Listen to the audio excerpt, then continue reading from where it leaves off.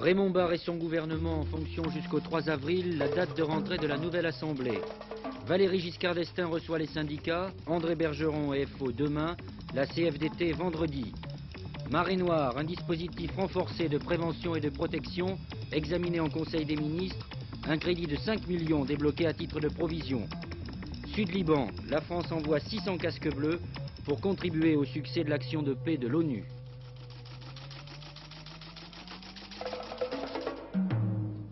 Mesdames, Messieurs, bonsoir. Vous avez donc pu assister à la première intervention du chef de l'État après les élections de dimanche, après la victoire de la majorité.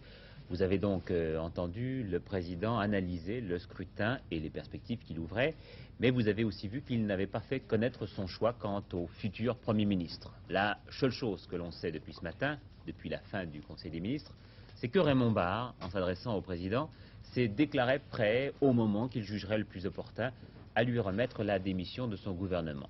Valéry Giscard d'Estaing lui répondant qu'il prenait acte de cette déclaration et qu'il ferait connaître sa décision le moment venu. Le moment venu, c'est-à-dire de toute façon pas avant le 3 avril, autrement dit, pas avant l'installation de la nouvelle Assemblée. Et déjà, nombreux sont ceux qui s'estiment persuadés que Raymond Barre se succédera alors à lui-même.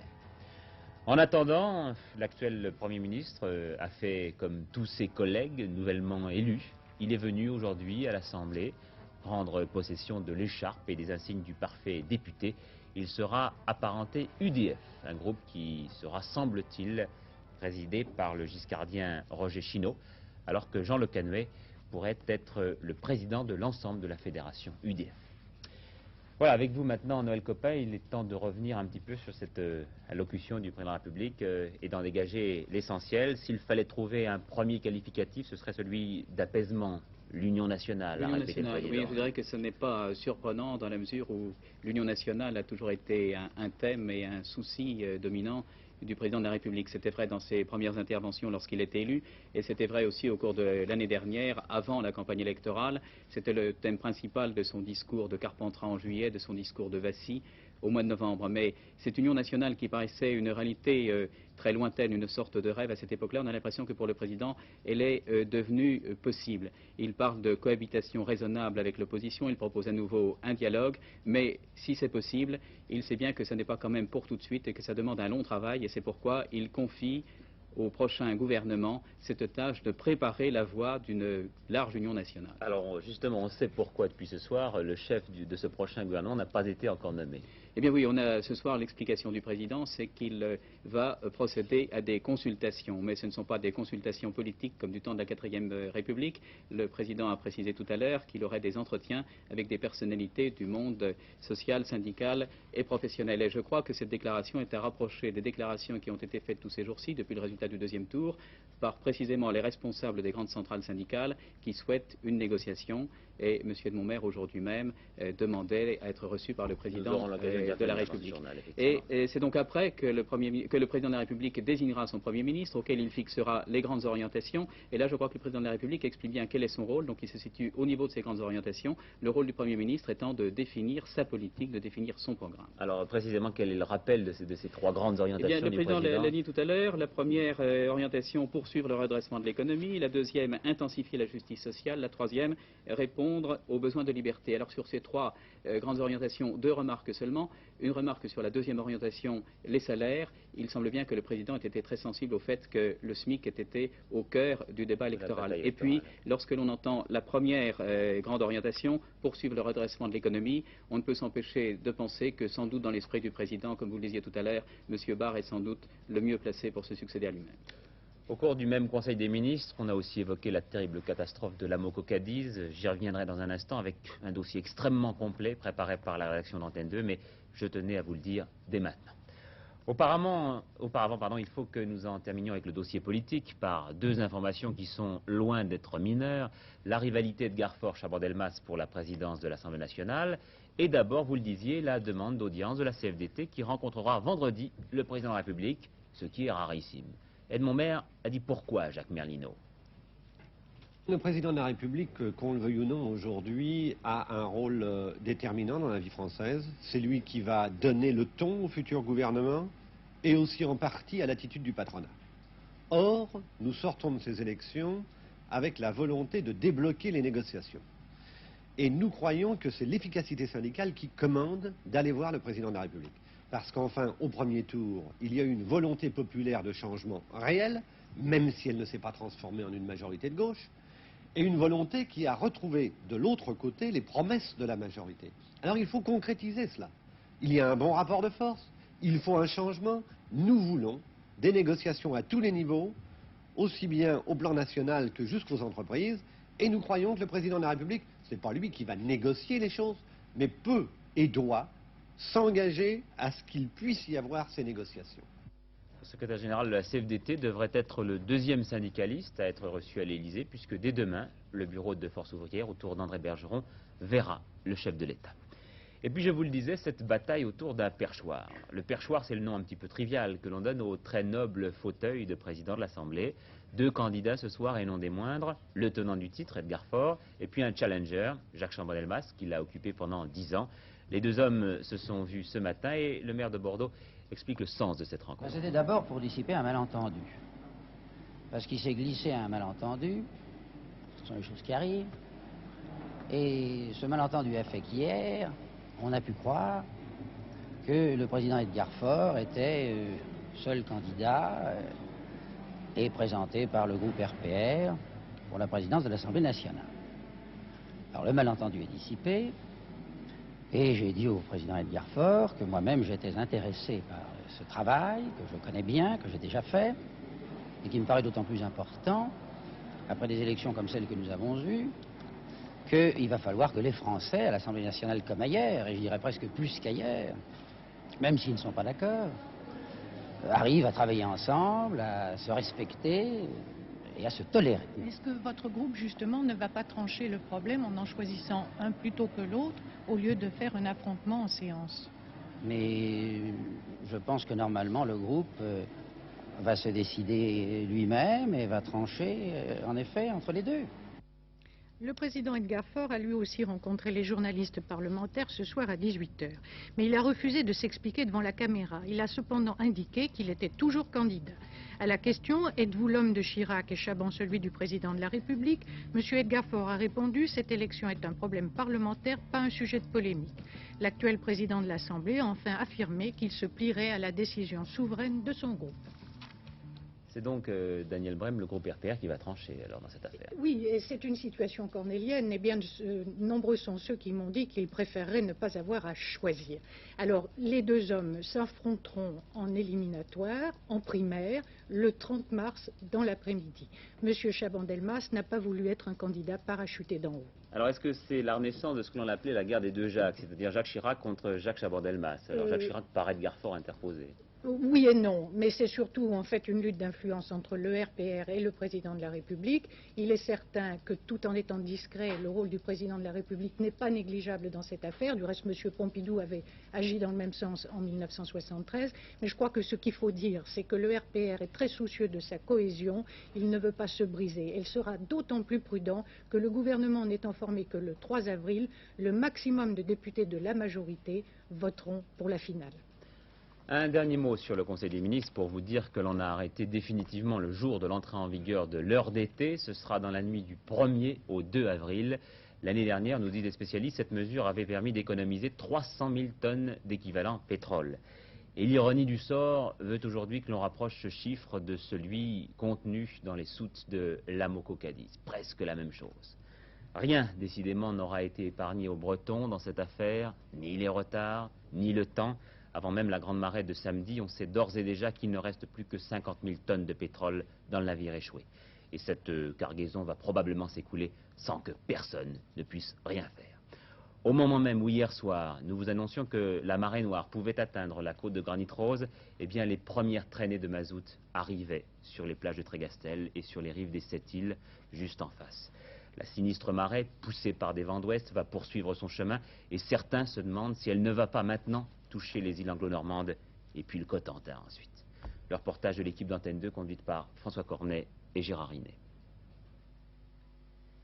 Le désastre noir s'étale. Poussé vers la terre par un vent violent de nord-ouest, le pétrole atteint maintenant les côtes du nord. Toute la Manche ouest jusqu'au Cotentin est menacée, ainsi que les îles anglo-normandes de Jersey et Guernesey. Le pétrole s'étend sur près de 200 km et couvre une superficie de plus de 2000 km². En mer, au-delà des fonds de 50 mètres, les bâtiments de la Marine nationale se relaient pour répandre des détergents, des dissolvants ou de la craie. Aviso, dragueurs de mines ou remorqueurs, traitent les nappes de mazout. Sur les côtes, la marée noire est plus difficile à combattre. Aux yeux des maires des communes sinistrées, les moyens de lutte sont jugés dérisoires face à l'aggravation de la situation. La colère gronde de partout, pêcheurs, ostréiculteurs et hôteliers accusent, les barrages mobiles placés devant les viviers de Roscoff n'ont pas résisté à la tempête, le mazout s'est infiltré dans les bassins. En face, l'île de Bas est isolée par le pétrole, la côte de granit est atteinte jusqu'aux abords de Perros-Guirec. Il y avait 230 000 tonnes de pétrole à bord de l'Amoco Cadiz. 150 000 sont à la mer et rien, ni la volonté des hommes, ni la technique ne semble pouvoir arrêter le reste. En fait, actuellement, nous sommes certains que toutes les soutes du pétrolier sont en communication avec la mer, si bien qu'à chaque marée basse, comme c'est le cas maintenant, l'épave se vide, créant une forte pollution.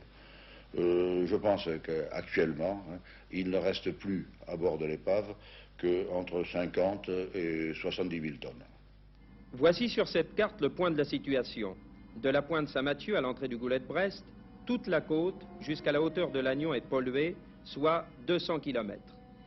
Le préfet maritime de Brest a déclaré tout à l'heure qu'il y avait à bord du bâtiment entre 50 et 60 000 tonnes de mazout. Les 3 cuves de la tranche 4 se sont vidées immédiatement après le naufrage. La cuve 3 s'est vidée après. Les 50 ou 70 000 tonnes qui restent se trouvent à l'avant du bâtiment dans la tranche numéro 1. Il n'y a rien à signaler dans la tranche numéro 2, sinon que la cuve centrale de ballastage est remplie d'eau et non de pétrole. Le pompage dans la tranche 1 s'avère difficile sur le pétrolier en fonction des conditions météo. Ce matin, pour mieux nous rendre compte des difficultés rencontrées pour l'installation de ce matériel de pompage, nous nous sommes embarqués avec cette équipe de plongeurs démineurs de la Marine nationale de Brest. Vous ne verrez pas les images du transfert à bord des dinghies jusqu'à l'approche de l'épave. Les vagues chargées de mazout étaient trop mauvaises et auraient détruit notre matériel. À l'abri du vent sur bâbord du pétrolier, nous avons pu filmer cet enregistrement que vous allez entendre.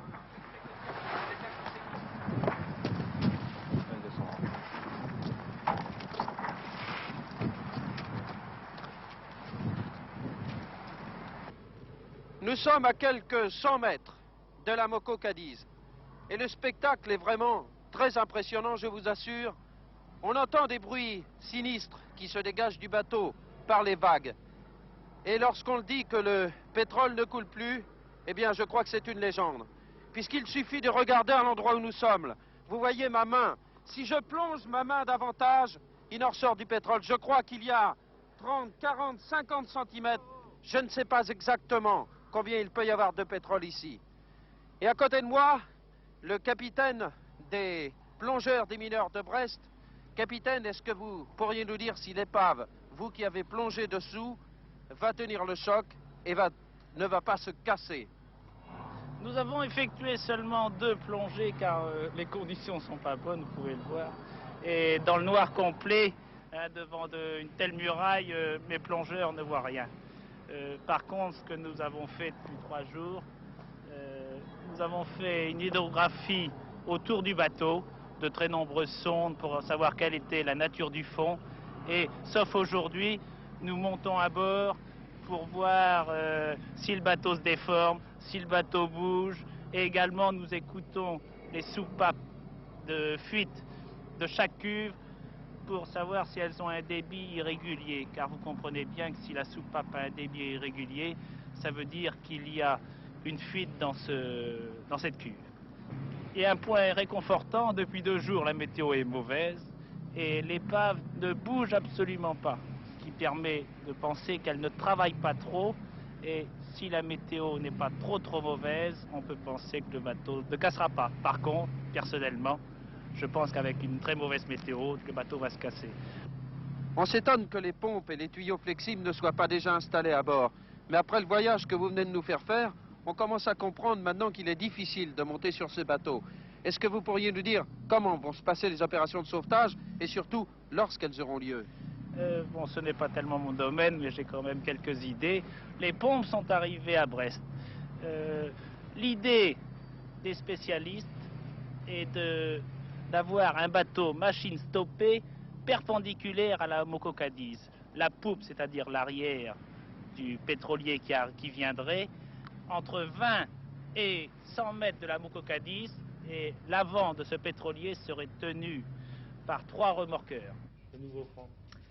Alors qu'on est pris de découragement à Port-Salle et dans sa région parce qu'il n'y a rien à faire contre ce mazout qui arrive chaque fois plus vite et plus fort, eh bien on essaie de s'organiser dans les autres régions moins touchées. À Trégastel, par exemple, on est en train de retirer le sable de la plage pour pouvoir l'étendre à nouveau une fois la catastrophe passée. Alors bien évidemment, les ministres réunis en conseil aujourd'hui étaient eux aussi pleins de colère. Le chef de l'État leur a dit que la répétition de ces accidents était inacceptable. Il a par ailleurs débloqué tout de suite un crédit de 5 millions de francs et a décidé d'un certain nombre de mesures. Bernard Marchetti. Les ministres ont d'abord constaté l'application du plan Polmar. 16 navires répandent sur le pétrole des produits dispersants qui doivent limiter l'asphyxie de la flore. À terre, 2000 soldats disposant du matériel approprié et aidés par la population luttent contre la pollution du rivage. Puis le Conseil des ministres a pris les décisions suivantes. L'indemnisation des populations directement touchées dans leurs activités professionnelles. Une permanence est installée à Brest sous la responsabilité des affaires maritimes. Elle centralisera les dossiers. Ceux que la pollution a complètement privés de leur travail percevront des acomptes dès la semaine prochaine en attendant le bilan général des dommages subis. Pour l'avenir, la prévention sera renforcée, le respect des couloirs de navigation au large sera contrôlé et imposé. En face d'Ouessant, le couloir de navigation sera d'ailleurs repoussé de plusieurs milles au large. À Ouessant même, un centre de contrôle sera installé qui, éventuellement, obligera les navires à respecter les règles. Des mesures de surveillance particulières seront prises à l'égard des navires sous pavillon de complaisance. Une action internationale est en cours d'élaboration. La France demande enfin la ratification rapide d'une convention internationale sur la sécurité des transports d'hydrocarbures. Nous allons obliger les commandants à déclarer immédiatement toute avarie dont ils seraient victimes, de même que les commandants de remorqueurs. Et puis, nous ferons en sorte que la Marine nationale soit dotée elle-même, personnellement, d'engins ou de pouvoirs qui lui permettent d'intervenir si des infractions sont commises. Pour le reste, ce qu'il faut développer, c'est bien entendu les normes de sécurité sur les bateaux.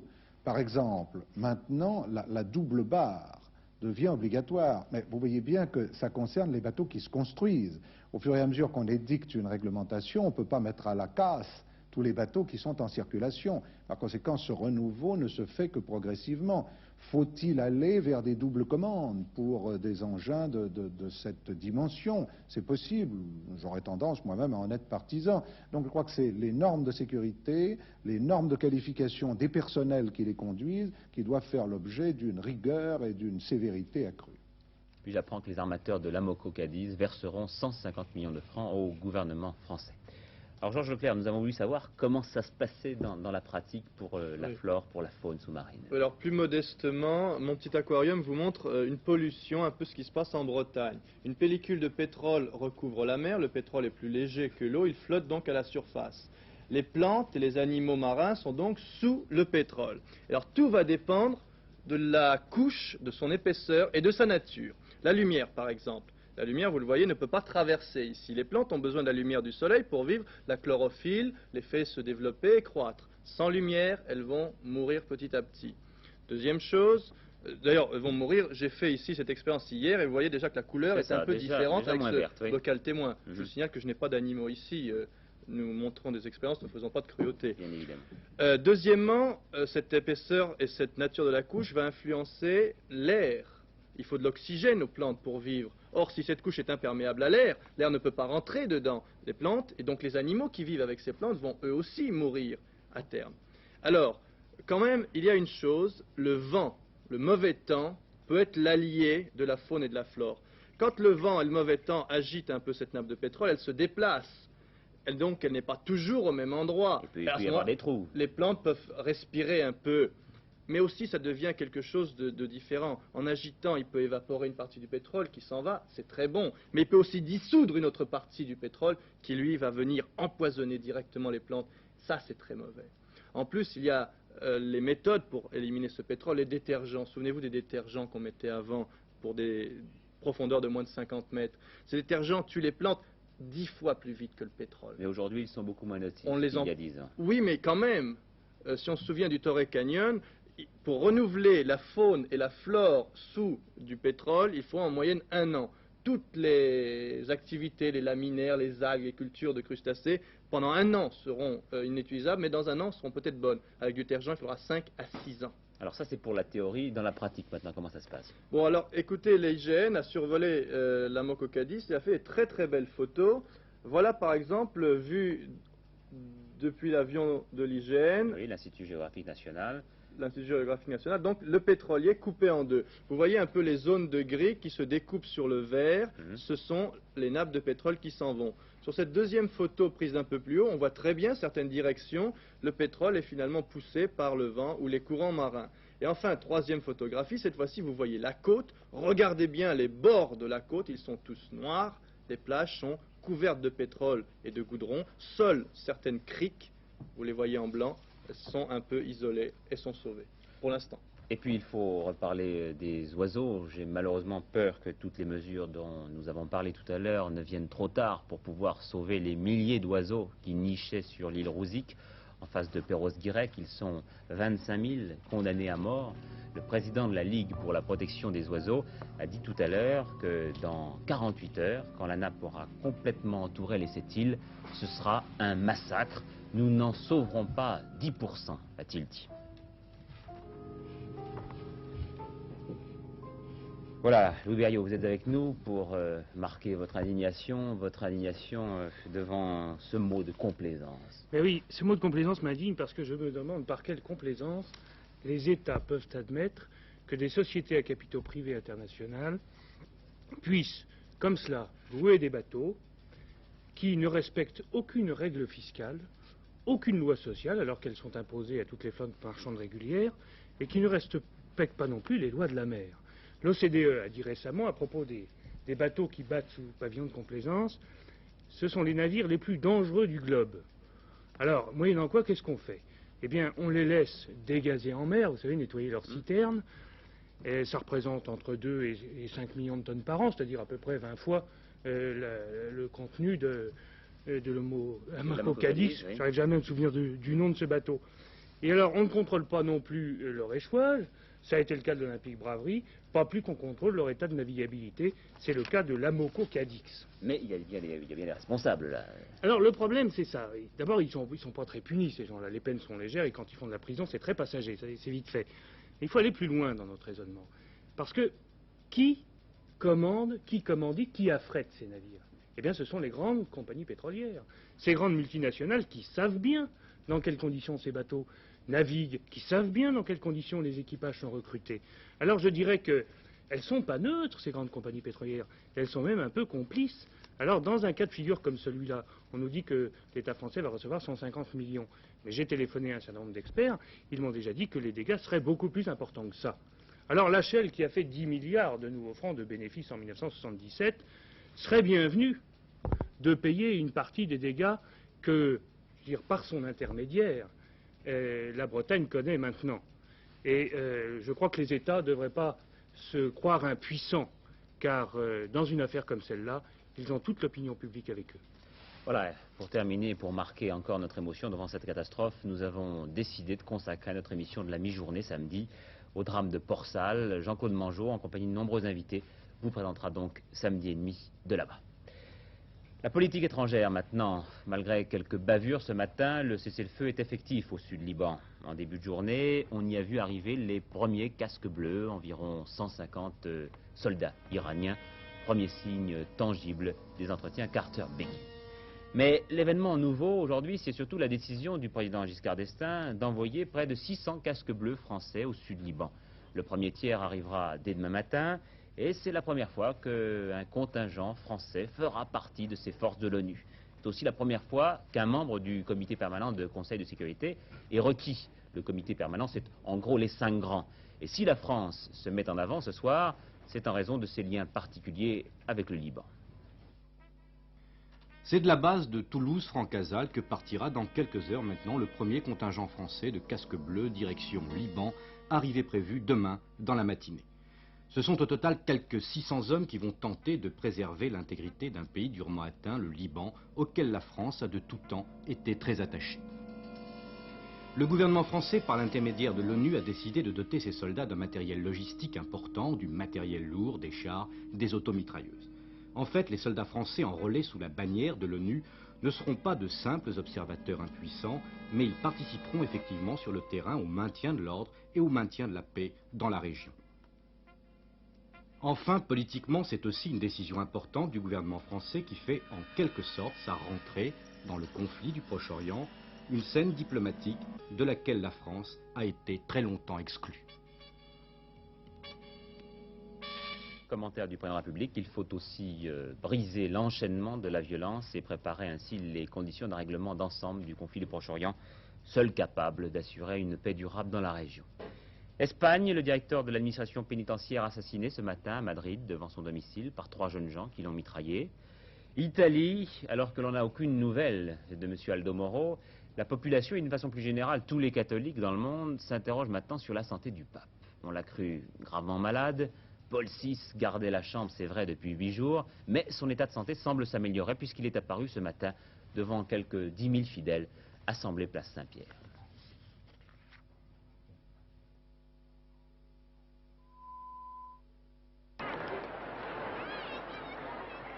Les rumeurs les plus contradictoires circulent en ce moment à Rome sur le véritable état de santé du pape Paul VI. Si l'on en croit les journaux et les radios locales, Paul VI irait beaucoup plus mal. On a parlé de bronchopneumonie, ce qui serait une aggravation notoire de cette grippe dont le pape souffre maintenant depuis 15 jours.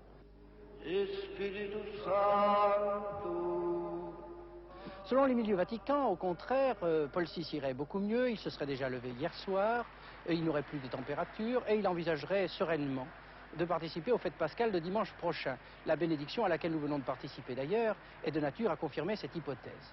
Alors me direz-vous, pourquoi Paul VI ne va-t-il pas aux cérémonies du jeudi et du vendredi saint auxquelles ces dernières années il semblait tenir énormément? Eh bien tout simplement, compte tenu du fait que les basiliques romaines ne sont pas chauffées et sont de véritables courants d'air, les médecins du pape lui auraient déconseillé de s'exposer inutilement. Alors conclusion des événements de ces derniers jours, l'accroc de santé du pape Paul VI a été très certainement sérieux. Mais les catholiques du monde entier, en ce qui le concerne, n'ont pour le moment aucune raison de s'inquiéter. Sport pour terminer avec les matchs retour des 8e de finale de la Coupe de France de football. Premier match hier soir, Monaco-Lille, avec en fin de compte une qualification à l'arraché pour le leader du championnat, Monaco. Monaco et Lille avaient fait match nul, 1 but partout à l'aller. Et les Lillois vont attaquer cette rencontre tambour battant puisque dès la 3e minute, ils vont marquer un but par le jeune Delémère qui bat Ettori. Les Lillois jouent bien, les Monégasques sont un peu contractés, pourtant ils vont égaliser sur une tête d'Anis à la 18e minute. Un but partout, ce sera la marque à la mi-temps. En deuxième mi-temps, Lille va continuer à bien jouer et va surprendre cette équipe monégasque un peu lente et qui ne retrouve pas le bon rythme. Et finalement, Plémédine donne l'avantage à Lille 2-1. Il faut donc que les Monégasques, à ce moment-là, marquent 2 buts pour se qualifier. Le premier de ces 2 buts va être marqué ici par Onis, superbement. Et le troisième par François à 5 minutes de la fin seulement. À 2 partout, les Lillois étaient qualifiés pour les quarts de finale. À 3-2, c'est Monaco.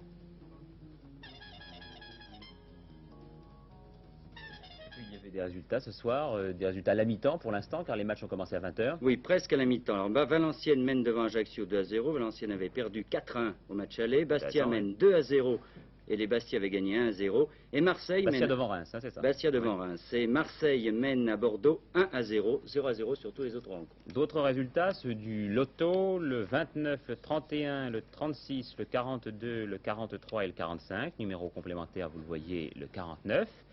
Les prévisions de la météo, maintenant, le temps sera médiocre sur tout le pays, un vrai temps de mars avec des nuages abondants, de nombreux giboulées, parfois accompagnés de grêle, et puis de la neige au-dessus de 600 mètres. fortes rafales de vent sur les côtes de l'Atlantique et de la Manche. Et puis les températures, d'une façon générale, seront en baisse. Antenne 2 vous donne deux rendez-vous avec l'actualité. D'abord, tout de suite après le journal Question de temps, le magazine présenté par Louis Berriot, qui est en train de s'installer, et par Martine Alain Regnault, qui traitera ce soir d'un problème qui nous intéresse tous, la fatigue. Et à 22h45, ce sera le dernier journal qui vous sera présenté par Hervé Claude. Voilà, il est temps de prendre congé. Je vous remercie de votre attention et je vous souhaite une excellente fin de soirée. Bonsoir, à demain.